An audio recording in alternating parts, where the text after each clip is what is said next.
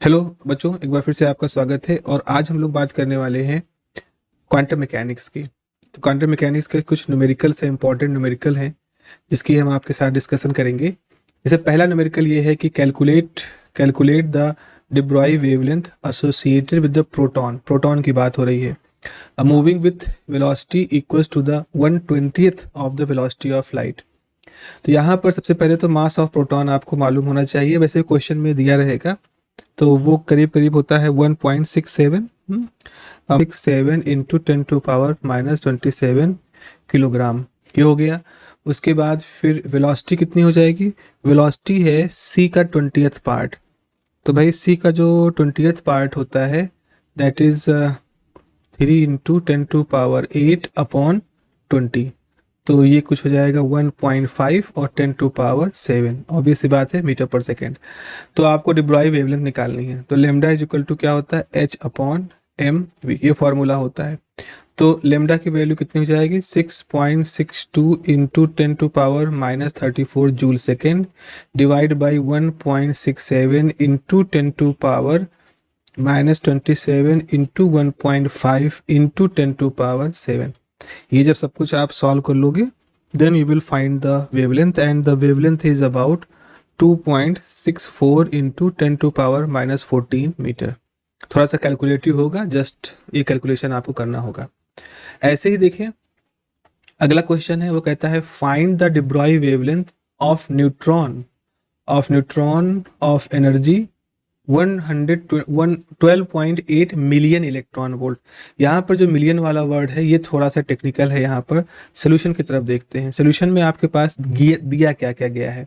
Mass of neutron कितना दिया है? देखो यहाँ पर दिया है 1.675 इंटू 10⁻⁻27 किलोग्राम। ओके। और फिर आपसे पूछा गया है लेमडा कितना है, वो आपको निकालना है। प्लैंक कांस्टेंट कितना है? 6.62 इंटू 10⁻34 जूल सेकेंड, ये है। और एनर्जी कितनी दी गई है? एनर्जी आपको दी गई है 12.8 मिलियन इलेक्ट्रॉन वोल्ट, यानी कि 12.8 10⁶ इलेक्ट्रॉन वोल्ट। ऑलरेडी ये वैल्यू आपको दी गई है। अब यहाँ पर हम क्या, अब इलेक्ट्रॉन वोल्ट को अगर जूल में कन्वर्ट करोगे तो आपको यहाँ पर 1.6 इंटू 10⁻⁻19 से और मल्टीप्लाई करना पड़ेगा, तो जूल में आ जाएगा।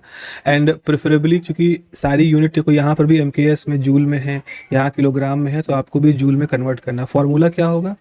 फॉर्मूला होता है lambda is equal to h/√2me, जो ये काइनेटिक एनर्जी या एनर्जी है, इसका फॉर्मूला होगा। तो आपके पास 6.62 इंटू 10⁻34, तो यहाँ पर है ही है, √2 time 1.675 10⁻⁻27 into 12.8 into 10⁻6 into 1.6 into 10⁻⁻19, ये सब आएगा। आपको अगर आश्चर्य हो रहा हो कि 10⁻6 कहाँ से है, तो जो मिलियन इलेक्ट्रॉन वोल्ट में जो m है, मिलियन है, वो ये है 10⁻6। ठीक है। तो यहाँ पर जब आप ये सब कुछ गुणा गणित कर लोगे तो इसकी वैल्यू आ जाएगी 8.04 इंटू 10⁻⁻15 मीटर। आपको मालूम है कि 8.04 से अगर हम 10⁻⁻5 को अलग कर ले और 10⁻⁻10 मीटर को एक साथ कर ले तो एंगस्ट्रॉम हो जाएगा। तो इसकी वैल्यू हो जाएगी 8.05 into 10⁻⁻5 angstrom. This is the answer. तीसरा क्वेश्चन हमसे कह रहा है कि calculate the wavelength associated with an electron accelerated through energy of 2 kilo electron volt. ये क्वेश्चन नंबर 2 जैसा ही है। यहाँ पर सॉल्यूशन में आपको क्वेश्चन में क्या दिया है? मास ऑफ इलेक्ट्रॉन आपको मालूम होनी चाहिए 9.1 10⁻31 9.1 10⁻31 किलोग्राम, ये होता है। उसके बाद एनर्जी कितनी दी गई है? एनर्जी आपको दी गई है 2 किलो वोल्ट, यानी 2 इंटू 10⁻3 इलेक्ट्रॉन वोल्ट, यानी कि 2 इंटू 10⁻3 इंटू 1.6 इंटू 10⁻⁻19 जूल है ये। ठीक है। लेमडा की वैल्यू दी गई, तो लेमडा की वैल्यू हो जाएगी h, और अब चूंकि काइनेटिक एनर्जी दी गई है तो MEK होगा। तो ये हो जाएगा 6.62 इंटू 10⁻34 जूल सेकेंड रहेगा। और अंडर रूट में क्या जाएगा 2 इंटू एम हो जाएगा 9.1 इंटू 10⁻⁻31 और ये कितना हो जाएगा 2 इंटू 10⁻³ इंटू 1.6 इंटू 10⁻⁻19। कुल मिलाकर के ये सब कुछ जब आप सॉल्व करोगे तो आपके पास वैल्यू आ जाएगी 2.74 into 10⁻12 metre. This is the answer. ठीक है, देख रहे हो, स्ट्रेट फॉरवर्ड सीधे सीधे आपके क्वेश्चंस यहाँ पर लग रहे हैं। चौथा क्वेश्चन आपके पास है कि calculate the de Broglie wavelength of a ball of mass 20 kilogram moving with speed 5 metre per second. तो पहले वाले सेक्शन में आपके पास है कि जो बॉल है उसका मास कितना दिया गया है 20 किलोग्राम और उसकी वेलोसिटी कितनी दी गई है 5 मीटर पर सेकेंड। तो लेमडा बराबर क्या होता है, यहाँ सिंपल सा फॉर्मूला लगेगा H/mv। H की वैल्यू 6.62 10⁻⁻34 जूल सेकेंड, मास है 20 और वेलोसिटी है 5। तो ये हो जाएगा 6.62 इंटू 10⁻⁻34 और ये हो जाएगा 100। तो 100 का मतलब हो जाएगा 10⁻2 ऊपर जाएगा तो हो जाएगा 6.62 इंटू 10⁻36 मीटर। ये इतनी छोटी वैल्यू होगी कि इसको हम डिटेक्ट नहीं कर सकते हैं या इसकी कोई भी इफेक्ट नहीं होगा, इसका कोई इफेक्ट नहीं दिखाई पड़ेगा। इसीलिए हम ये पाते हैं कि अगर 20 किलोग्राम की बॉल है तो उसके साथ ये क्वांटम बिहेवियर de Broglie का वेव पार्टिकल ड्युअलिटी वाला लॉजिक हमको सामान्य जीवन में दिखाई नहीं पड़ता है। क्वेश्चन नंबर 2 जो है वहाँ पर ये है, आपको de Broglie वेवलेंथ निकालना है of an electron travelling with speed 10⁻6 metre per second. एक तो इलेक्ट्रॉन है, उसका वेलोसिटी भी काफ़ी ज़्यादा है। तो अब आपको यहाँ पर लेमडा की वैल्यू निकालनी है, तो लेमडा हो जाएगा वही H/mv। तो ये हो जाएगा 6.62 इंटू 10⁻⁻34 और मास कितना है 9.1 इंटू 10⁻⁻31 किलोग्राम और 10⁻6। तो ये हो जाएगा 6.62 इंटू 10⁻³ और यहाँ पर हो जाएगा 9.1 इंटू 10⁻6। और अगर इसको आप सॉल्व करोगे तो ये करीब आ जाएगा 7.27 इंटू 10⁻10 मीटर, यानी आपके पास हो जाएगा 7.27 एंगस्ट्रॉम। तो ये 7.27 एंगस्ट्रॉम अगर आपके पास एक सेंसिटिव डिटेक्टर है तो 7 वेवलेंथ एंगस्ट्रॉम को आप कैलकुलेट कर सकते हो। बट कितना भी सेंसिटिव हो, आप ये 10⁻36 के रेंज का वेवलेंथ कैलकुलेट करना इम्पॉसिबल। पांचवा क्वेश्चन है कि the energy of a particle at temperature T is of order Boltzmann constant time T kT है। सो कैलकुलेट करिए the wavelength of the neutron at 37 degree centigrade. यहाँ पर आपको एक फार्मूला यूज करना है, lambda is equal to H/3m⁰ ये formula use होता है। यहाँ पर के जो है बोल्ट्जमैन कांस्टेंट है। तो इसका मतलब है कि 6.62 इंटू 10⁻34 √3, मास कितना है न्यूट्रॉन का 1.67 इंटू 10⁻27, के 8.6 इंटू 10⁻5 और टी देखो यहाँ पर कितना है 37 डिग्री सेंटीग्रेड। तो 37 में 273 जोड़ोगे तो आ जाएगा 310। तो ये सब कुछ जब आप सॉल्व करोगे तो आपके पास वैल्यू कितनी जाएगी, ये जाएगी 6.2 इंटू 10⁻34 और ये 46.23 इंटू 10⁻25 और ये जाएगा 1.43 एंगस्ट्रॉम। ये आपकी वैल्यू यहाँ पर आ जाएगी। अब हम एक और चीज़ देखते हैं कि फेज वेलोसिटी ग्रुप वेलोसिटी का एक फार्मूला होता है। वो फार्मूला जो होता है वो सब मतलब इन जनरल केस में एप्लीकेबल होता है। आपने फार्मूला पढ़ा है कि ग्रुप वेलोसिटी जो होता है वो होता है phase velocity time lambda dVp/d lambda. ये एक जनरल फार्मूला है और जाहिर सी बात है जनरल फार्मूला है तो, लेकिन ये क्वांटम मैकेनिक्स पर भी एप्लीकेबल होता है। कुछ रेयर केस है जहाँ पर हम ये देख रहे हैं क्लासिकल मैकेनिक्स में और क्वांटम मैकेनिक्स में सेम तरह के रिलेशन फॉलो हो रहे हैं। अगर आपका dVp/d लेमडा 0 नहीं है तो इसका मतलब है आपका मीडियम कैसा है, आपका मीडियम डिस्पर्सिव मीडियम है।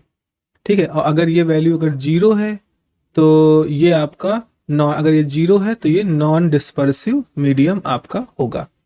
अच्छा, अब आते हैं अपने सवाल के ऊपर। हमारा प्रश्न हमसे क्या कहता है, हमारा प्रश्न हमसे ये कहता है हमारा प्रश्न हमसे ये कह रहा है कि the phase velocity of the water wave is this, यानी कि आपको दिया गया है वीपी की वैल्यू है under root ji lambda by 2 पाई।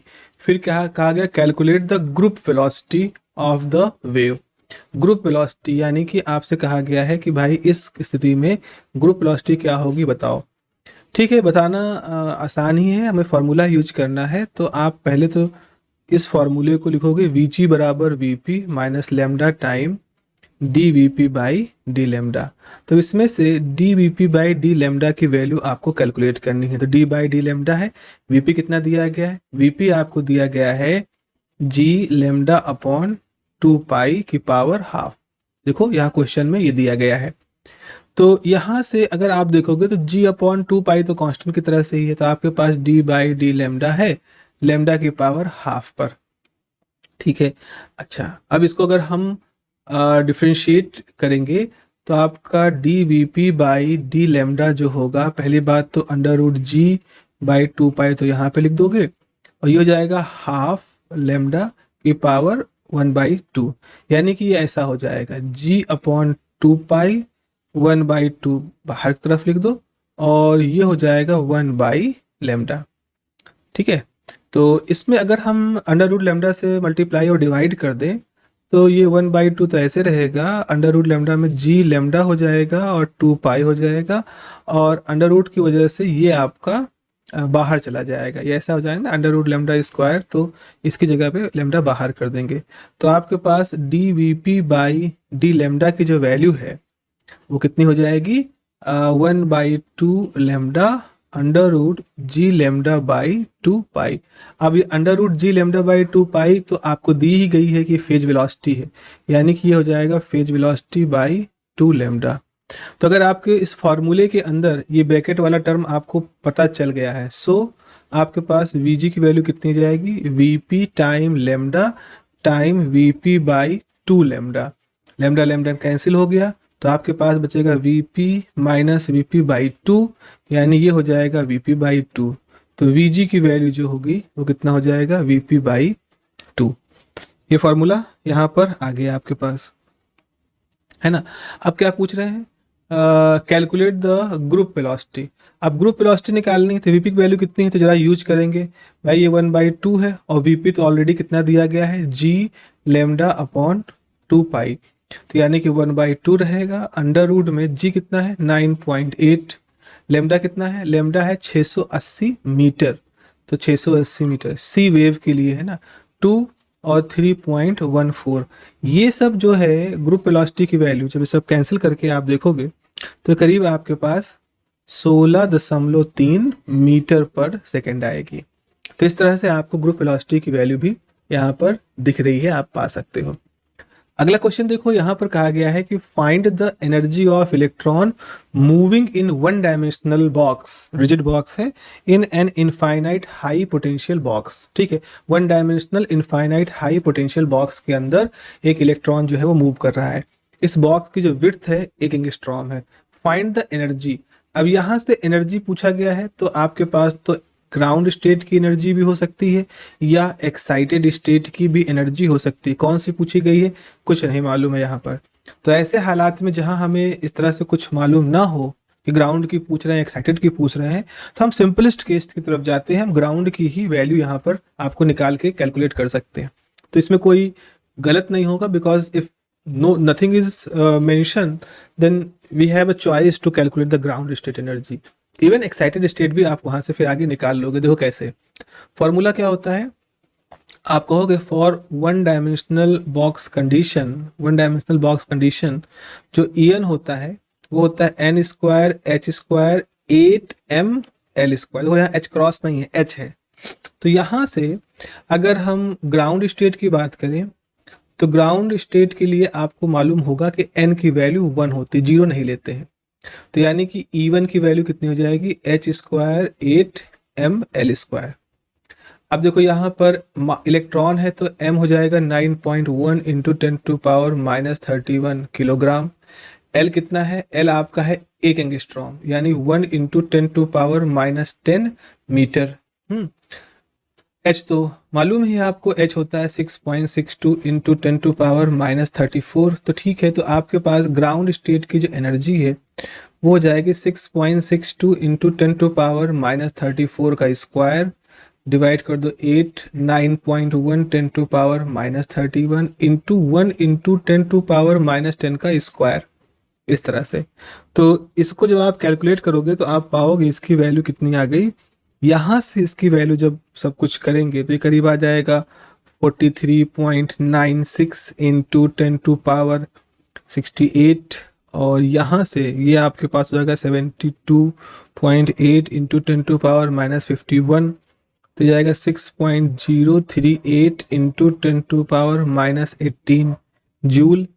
और अगर आप 6.038 इंटू 10⁻�18 जूल को 1.6 इंटू 10⁻⁻19 जूल से डिवाइड कर दोगे, 19 नंबर से डिवाइड कर दोगे, तो ये आपके पास आ जाएगा 37.74 इलेक्ट्रॉन वोल्ट। ओके, इससे इस तरह से आपके पास ग्राउंड स्टेट की एनर्जी निकल आएगी। अब आपसे कहा जाए अगर फर्स्ट एक्साइटेड स्टेट की एनर्जी निकालो तो इसके लिए n की वैल्यू 2 होती है, तो आपका जो E2 हो जाएगा वो n square time 37.74 electron volt होगा, और E2 के लिए 4 इंटू 37.74 इलेक्ट्रॉन वोल्ट हो जाएगा, वो आप कैलकुलेट करके निकाल सकते हो। इसी पे आधारित है हमारा आखिरी सवाल, और वो सवाल ये कहता है कि कैलकुलेट करिए, calculate the energy difference between the ground state and first excited state of the electron in one dimensional rigid box of length this. So solution में आप देखोगे तो यहाँ पर आपको L कितना दिया है, 10⁻⁻8 सेंटीमीटर।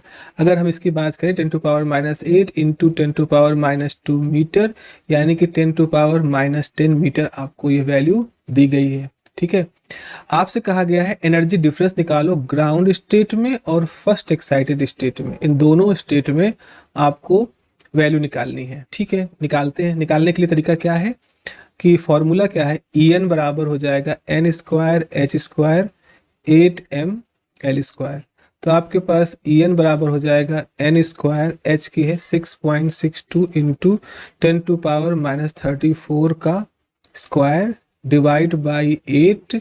किसकी बात हो रही है, इलेक्ट्रॉन की बात हो रही है। देखिए कहाँ पर, हाँ इलेक्ट्रॉन की बात हो रही है, तो जाएगा 9.1 10⁻31 और 10⁻10 का स्क्वायर, ये आ जाएगा, और ये वही आ जाएगा ऊपर वाला जो हमारे पास है। तो इसकी वैल्यू कितनी आ जाएगी, इसकी वैल्यू आ जाएगी n square time 37.74 electron volt. तो आपके पास जो है वो ग्राउंड स्टेट कितना हो जाएगा, तो आपके पास ग्राउंड स्टेट यानी कि n बराबर 1 फॉर ग्राउंड स्टेट, n बराबर 1, E1 बराबर हो जाएगा 37.74 इलेक्ट्रॉन वोल्ट। और फॉर फर्स्ट एक्साइटेड स्टेट कितना हो जाएगा, फॉर फर्स्ट